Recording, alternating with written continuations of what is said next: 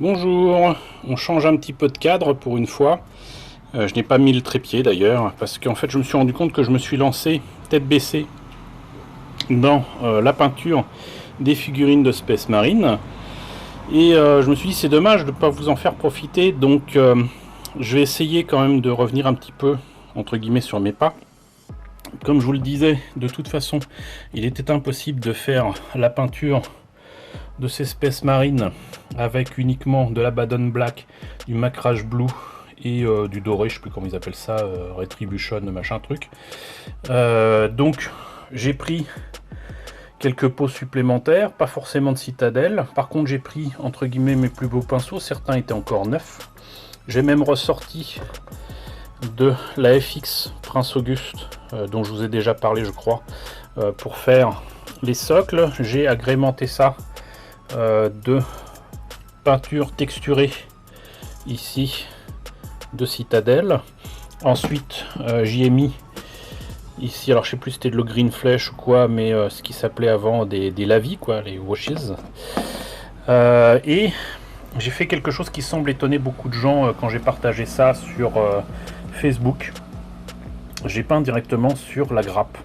Alors la raison est simple, hein, c'est que simplement ça permet de faire un bon coup de peinture de base à la bombe, Macrage Blue justement, assez rapidement et j'allais dire non seulement efficacement mais surtout économiquement. C'est-à-dire que vous faites un coup ici, vous faites un coup là, bah ça y est, votre peinture de base c'est fait. Vous ne dispersez pas ça, vous faites pas un coup de bombe pour chaque pièce, ça serait ridicule.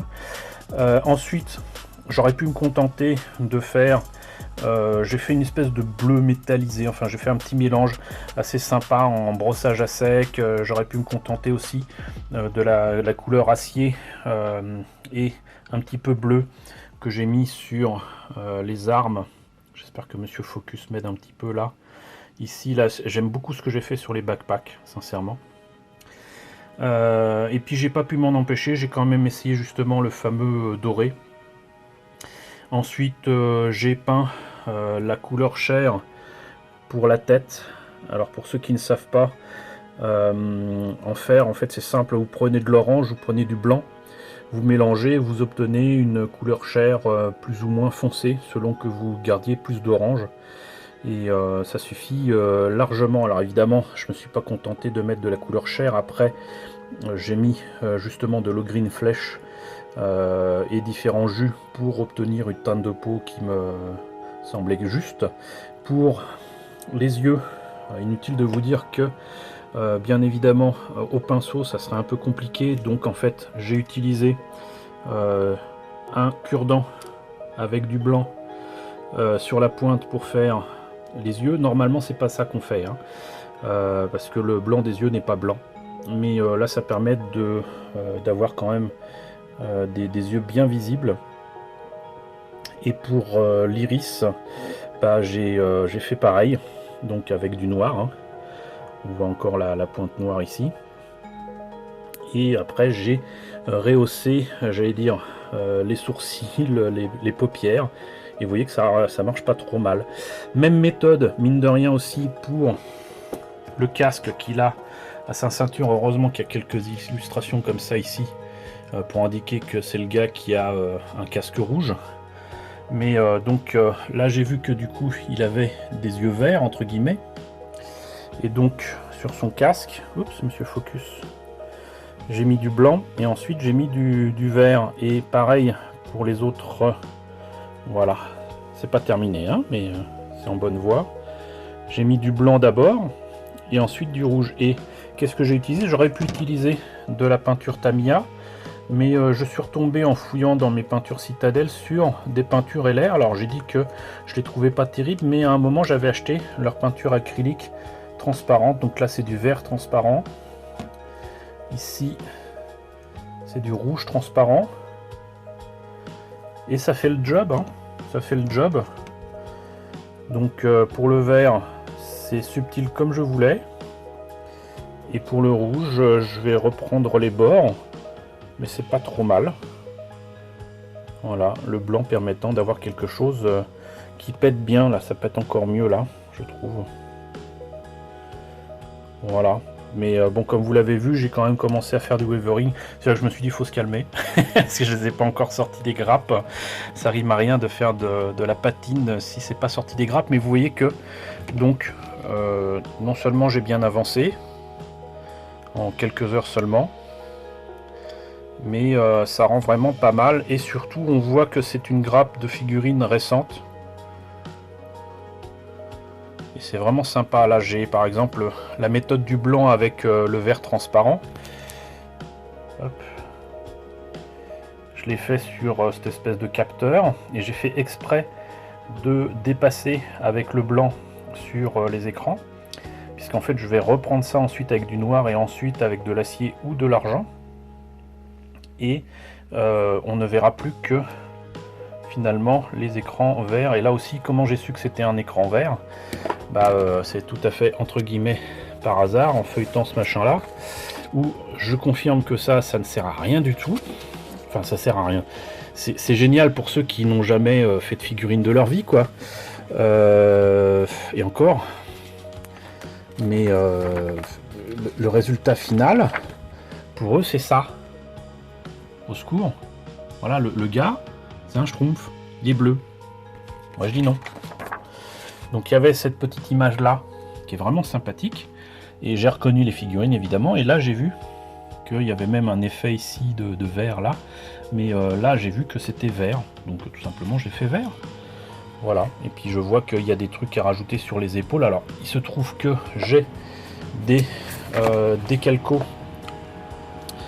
de Warhammer 40 000 que j'ai trouvé en vide-grenier. Donc, tant mieux. Et sinon, il aurait fallu que je les fasse à la main. J'imagine que ce qu'on voit là n'était pas spécialement fait sur des calcos. Donc, je vais voir ce que je peux faire. Il y a visiblement des trucs à reprendre ici et là en termes de détails. Mais sinon, pour l'instant, je suis vraiment pas mécontent du résultat. Voilà. J'ai pas fait le brossage à sec pour l'instant, qu'ils font eux ici sur les bords là. Ça rend très bien comme ça à l'image, mais c'est pas spécialement quelque chose que je ferais. Donc j'ai traité ça comme je fais avec n'importe lequel de mes maquettes. Et pour l'instant, je suis très content. Donc on va continuer sur cette lancée. Et puis je vous retrouve ensuite pour la présentation finie des figurines.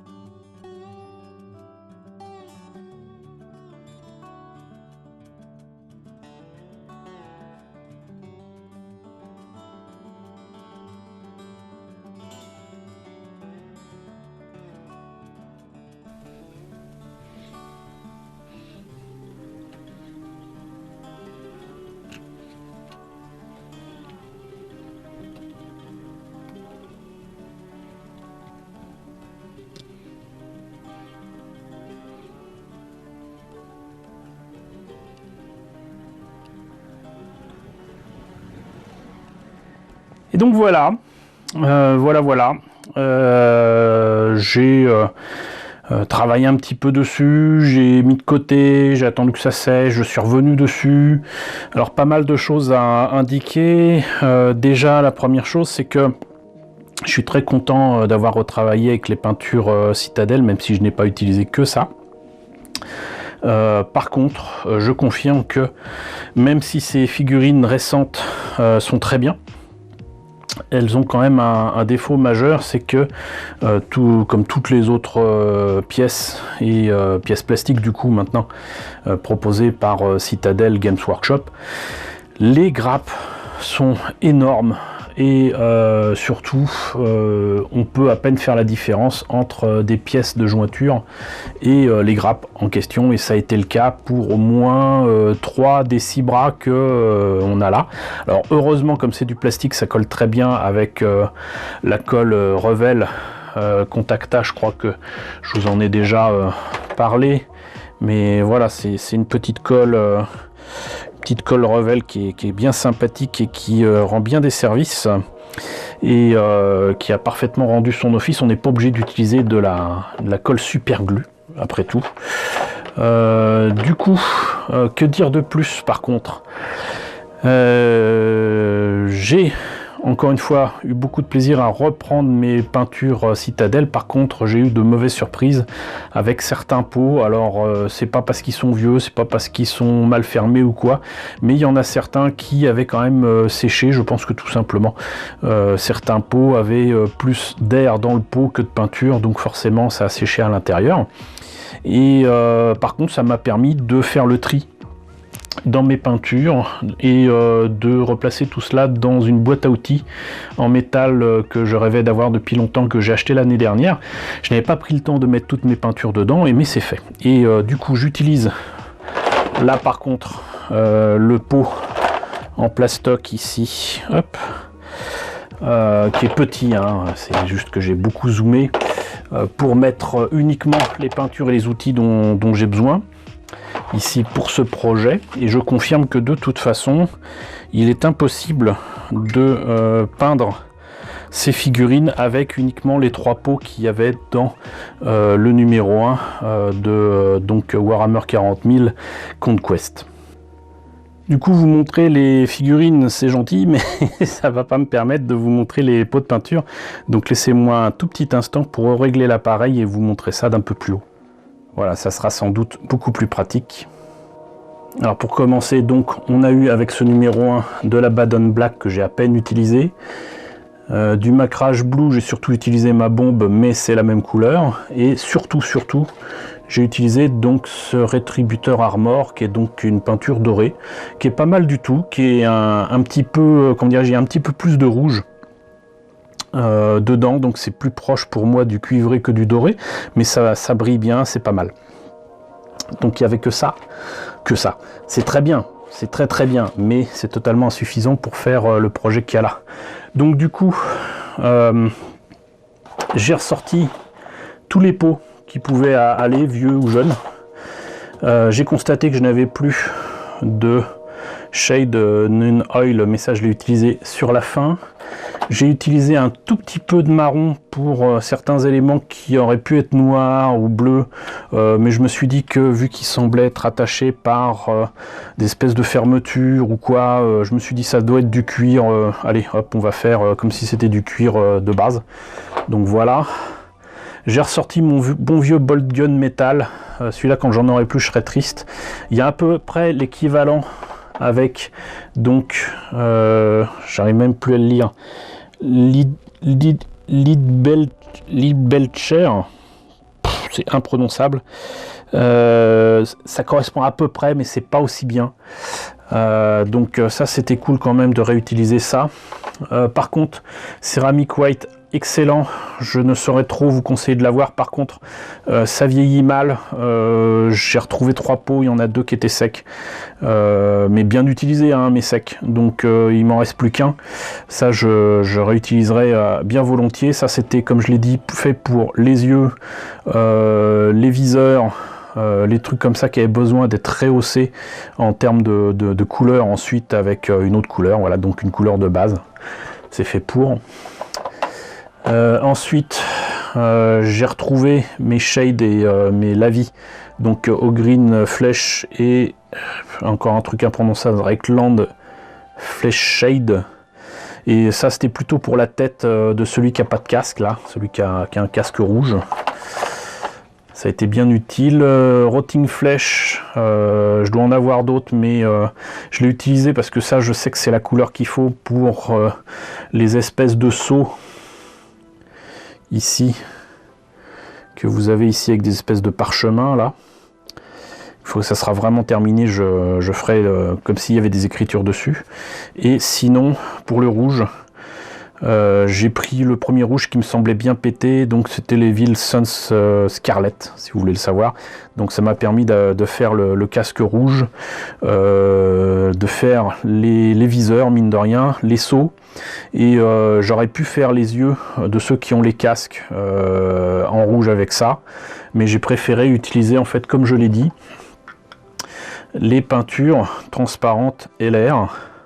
Et même si elles ne valent pas du tout les peintures transparentes Tamiya, elles m'ont rendu un fier service, puisque en fait sur les petites pointes de blanc des yeux, des casques, j'ai pu mettre du rouge transparent pour ceux qui ont le casque sur la tête et du vert transparent pour celui qui a son casque rouge, et ça fonctionne à merveille, ça fonctionne très bien.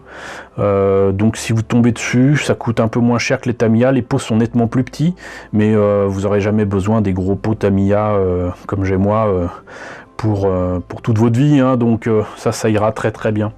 Voilà, sinon j'ai eu plaisir à utiliser une pince coupante que j'ai achetée à Euromaquette et que je dois à les bons conseils de mon ami Arnaud. Encore merci Arnaud de m'avoir conseillé d'apprendre cette pince coupante. J'ai plein de pinces coupantes différentes, mais celle-là elle change la vie, quoi. C'est pas la main de Dieu, la God's Hand, qui coûte une blinde justement, mais elle en est pas loin. Et elle coupe très très bien, et c'est vraiment très très bien. Et sinon, pour certaines pièces, j'ai poncé bien évidemment avec ce genre de choses, mais sinon j'ai surtout utilisé, parce que c'est tout petit, il y a des détails à reprendre, j'ai utilisé donc des limes en métal comme ça. Et c'était quand même vachement cool.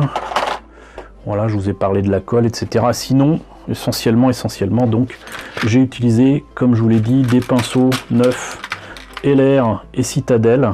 Voilà une autre petite lime que j'avais eu avec la collection Seigneur des Anneaux il y a des années. Mais donc voilà. Mais sinon, ces pinceaux-là, voilà, c'est juste parfait. Et même celui-là, finalement, je l'ai utilisé.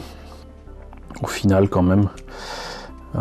Pas évident de vous montrer ça de près, mais voilà, donc les pinceaux qui ont rendu service, voilà.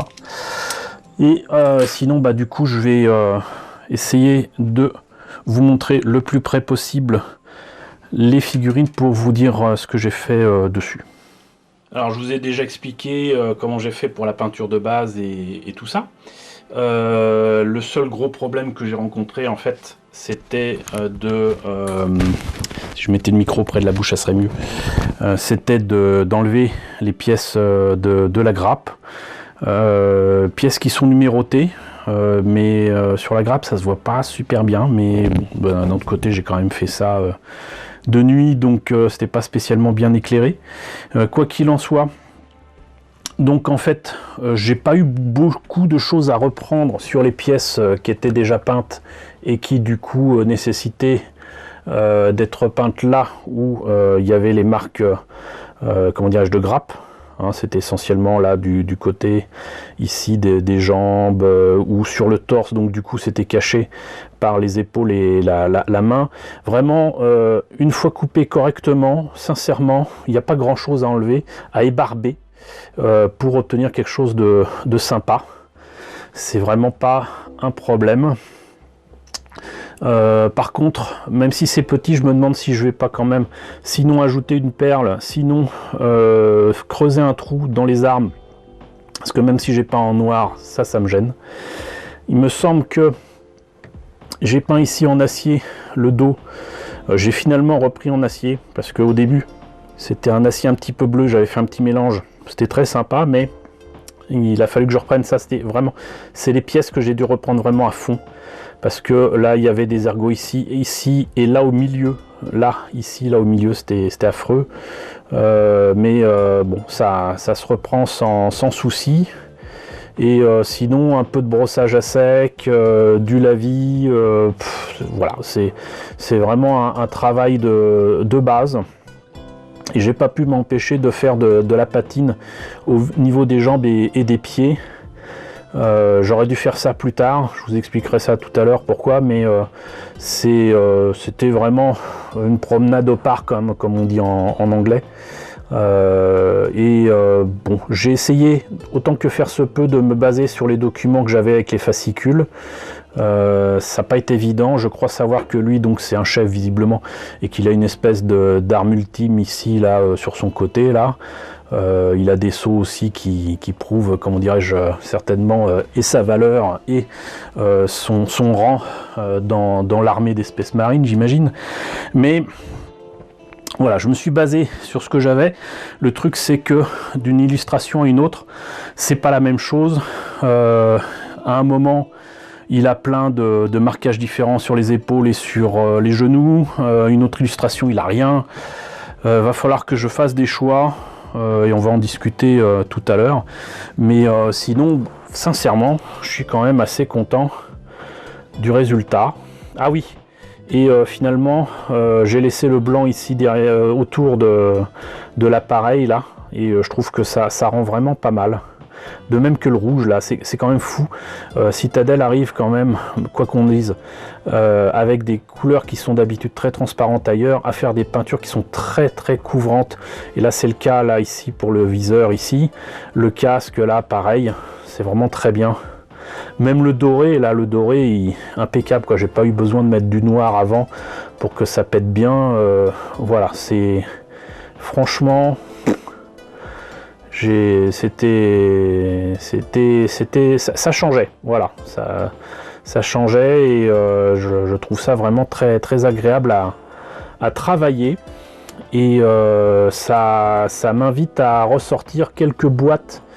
Quelques figurines que j'avais achetées lors de soldes pour les travailler également si je trouve les documents adéquats, parce que ça m'exerce aussi un petit peu avec tout ce que je vois souvent sur le net et à tester mes aptitudes à faire ce genre de choses.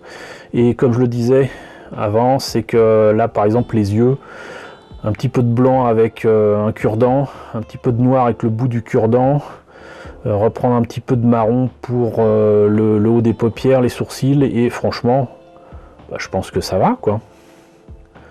Je pense que ça va. Regardez, c'est grand comme mon pouce. C'est quand même sympa. Voilà, maintenant le truc c'est comment encore une fois les améliorer, parce que là on pourrait se contenter de ça, mais j'aimerais ajouter encore un peu de détails et on va voir ça immédiatement puisque je me suis rappelé que j'avais des planches de décalco de Warhammer 40 000 les amis, et oui. Bon, et alors là vous vous dites mais pourquoi t'as tout ça? Tout simplement parce que, je le dis et je le répète, non seulement j'aime profiter de certaines opportunités, de produits pas chers à Noz, à Action, les soldes, parfois même des soldes avec des boutiques qui ferment ou qui tout simplement se débarrassent de leurs produits, et je me dois d'indiquer que ça a été le cas très souvent pour des produits Citadel Games Workshop, à Jouer Club et ailleurs, des pots de peinture à 1 € il y a plus d'une dizaine d'années, ce qui m'a permis de découvrir cette gamme de peinture, des figurines Il y a même un véhicule, une Valkyrie que je vous ai présenté sur la chaîne il y a quelques temps. Et même un lot de peintures dont a profité Gélios avec moi, coucou Gélios, pour donc une certaine somme. Alors je crois que c'était 200 €, je sais plus, enfin j'ai eu le meuble de peinture, les bombes de peinture, les bombes d'air comprimé, les pinceaux que vous avez vu en partie ici, voilà, on s'est partagé ça en deux. Et voilà, donc je pense qu'il en a encore un sacré tas, Gélios de son côté, c'est mon cas aussi. J'ai retrouvé aussi des pots de peinture chez un jouet club, il savait pas quoi en faire, il m'a vendu le lot, et vas-y, youpi, ça faisait peut-être 50 centimes le pot. Voilà, c'est le genre d'opportunités qui peuvent se présenter à moi. Et outre ces opportunités, il y a aussi les vides-greniers. Je ne cesserai jamais de dire qu'il faut faire les vides-greniers. Là, en plus, c'est la rentrée. Septembre, octobre, surtout tout début octobre, vous aurez des tonnes de vides-greniers. Là, ça vient de débuter. On est le 1er septembre, dimanche. Ce week-end, il y a eu logiquement la foire de Lille, par exemple, au hasard. C'est la plus connue, mais vous allez avoir des tonnes et des tonnes de vide-greniers là maintenant. Et ben c'est lors de ces vide-greniers que j'ai trouvé ces planches. Voilà. Et les connaisseurs le savent, c'est pas des planches qui étaient spécialement données. À un moment justement, par contre, je crois que c'était vendu ou donné avec certains kits de Warhammer 40 000, mais je suis pas sûr. Et tout ce que je sais, c'est que ça ne court pas les rues. Donc du coup, tomber dessus, bah forcément, moi j'étais content, surtout que c'était pas pour du Warhammer 40 000 que je les prenais au départ, mais pour agrémenter mes kits bash, mes maquettes. Et je l'ai fait sur des kits bash de Viper ici. Je sais plus lequel j'avais pris là-dedans, mais voilà, par exemple là il y en a un qui a trouvé très amusant certainement de plonger la totalité de sa planche dans de l'eau. Ça, ne jamais faire ça. Et du coup c'est tout mélangé de partout, je suis même pas sûr de pouvoir les réutiliser, mais sait-on jamais. Et là j'ai plein de planches identiques, alors celles-là ne sont pas identiques, justement c'est pour ça que je les ai mises au-dessus. Mais vous voyez, donc là j'imagine que ça doit être certainement pour l'équivalent des Space Wolf, je crois, peut-être. Je dois avoir une boîte de Space Wolf, pardon. Ça doit correspondre à ça, peut-être. Et après, donc plein de planches identiques. Là, je crois que celle-là est complète. Donc, voilà. Et il me semble avoir reconnu ces trucs-là sur les illustrations qui concernent le mec avec le casque rouge. Et au pire, je pense qu'il y a certainement des choses là, voilà, en blanc. Là, ces trucs-là, je sais pas si vous voyez bien, ici, en blanc, là, pour les épaules des autres mecs avec leur casque, ou même les flèches ici. Et ensuite, je crois qu'il faut rajouter des numéros sur les épaules. Bon, bah voilà, c'est quelque chose qu'il va falloir que je mette sur ces figurines éventuellement. Maintenant, je pense que parmi vous, il y a certainement des gens qui s'y connaissent beaucoup mieux que moi. Donc si vous avez des conseils à me donner sur les marquages à mettre sur ces figurines pour les terminer, j'allais dire, dans les règles de l'art, je suis preneur. N'oubliez pas cependant que je ne suis pas joueur. Je ne suis pas joueur de Warhammer 40 000. Donc soyez indulgents. Je fais ça pour découvrir, je n'ai pas l'intention de jouer. Moi, ce qui m'intéresse, c'est les peintures, c'est le matériel de modélisme, c'est justement ici les décalcos. Et là, vous voyez, je termine d'ailleurs sur des décalcos qui sont complètement blanches. Je sais pas d'où elles sortent. Il y a écrit Cadian Trends. Enfin bref. Donc, voilà. Et pour utiliser tout ça, comme vous voyez bien que les épaules sont pas plates, il va me falloir utiliser du produit assouplissant et ça me permet de vous présenter ça. Alors j'en ai un qui est carrément du Tamiya avec ce Mr. Mark Softer, je me rappellerai toujours. La boutique qui m'a vendu ça a cru bon de me préciser que c'était pas de la colle. Sinon, vous avez là des produits qui sont de micro scale, que beaucoup de personnes utilisent, Microscale Industries. Il y a Microset, Liquid Decal Film et Microsol. Alors, Liquid Decal Film, c'est supposé permettre de restaurer les vieux décalcos comme ceux que vous avez vus tout à l'heure, qui n'ont peut-être plus de colle pour adhérer à des surfaces. Et j'ai jamais vraiment trop su comment on l'utilisait, mais ça pourrait être utile ici par exemple. Et sinon là vous avez deux niveaux d'assouplissement, celui-là c'est le normal et celui-là c'est le vas-y tu peux y aller, c'est sur une surface sphérique, ça me gêne pas, je vais mettre ton décalco et tu vas voir ça va tenir. Voilà, maintenant il faut faire attention parce que selon la qualité des décalcos, ça peut non seulement ne pas tenir, mais surtout foutre en l'air votre décalco. Si c'est un décalco fait maison sur une imprimante à jet d'encre par exemple, sur un papier de décalco, si le vernis n'a pas pris, si ça a été entre guillemets mal imprimé, il y a de fortes chances que ça abîme votre décalco, donc faites attention à ça. Maintenant, là c'est parfaitement adapté à cette situation, et pour éviter de faire une vidéo trop longue, ce que je vous propose c'est que on en arrête là, et je ferai une vidéo à part pour vous montrer comment je vais utiliser ce matériel pour le mettre sur les décalcos. Par contre, j'ai besoin de vous. Que faut-il que je mette sur les épaules? Les fascicules ne m'aident absolument pas. Que faut-il que je fasse? Parce que là, il y a cette illustration là qui montre ce genre de choses, mais pas spécialement de détails sur les côtés, je vois pas trop ce qu'il en est. Ensuite, vous avez là visiblement un truc ici, mais je vois un crâne ici, éventuellement peut-être, je sais pas comment ça s'appelle, c'est pas lambda, gamma peut-être, je sais pas, enfin bref, il y a ça, mais ça y est pas, enfin là ça y est, et puis sur d'autres illustrations ça y est pas. Ici, lui il a encore un autre truc là.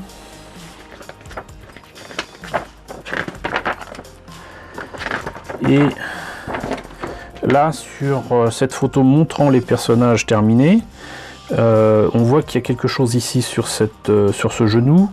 Là, ici sur l'épaule, je vois d'ailleurs que les petits boutons sur les jambes et tout ça, ils ont effectivement des couleurs. Il va falloir que je reprenne ça. Ça prendra que quelques minutes, mais là voilà. Il y a ça ici. Est-ce qu'il faut que je me contente de ça ou non?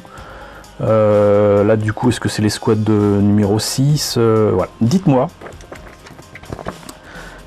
ce qu'il faut que je fasse, dites-moi ce qu'il faut que je choisisse sur ces planches, et je me lancerai et j'en profiterai pour vous montrer comment on applique des décalcos, parce que j'ai cru savoir que pour beaucoup c'est quelque chose qui semble être de l'alchimie alors que ça n'en est pas. Donc je vous montrerai ça avec plaisir sur ces figurines là, en espérant que ça fonctionne. Donc voilà, écoutez, on va arrêter là parce que sinon la vidéo va être un peu longue. J'espère en tous les cas que cette présentation de figurines montées et peintes du coup de Warhammer 40 000 Conquest vous a intéressé. N'hésitez pas à me dire ce qu'il en est dans la section commentaires, conseillez-moi pour ces fameux décalcos. N'hésitez pas à liker, n'hésitez pas à partager, n'hésitez pas à vous abonner si ce n'est pas déjà le cas. Coucou aux nombreux abonnés qui nous ont rejoints dernièrement, bienvenue ici. Coucou aux grands anciens qui me suivent depuis plus de 4 ans. Je vous remercie tous pour votre fidélité, je vous remercie surtout tous pour votre soutien. Je vous laisse avec le générique de fin avec les contributeurs de la chaîne sur Tipeee et sur Paypal, et je vous dis donc très certainement à très bientôt pour une session décalco sur des figurines Warhammer.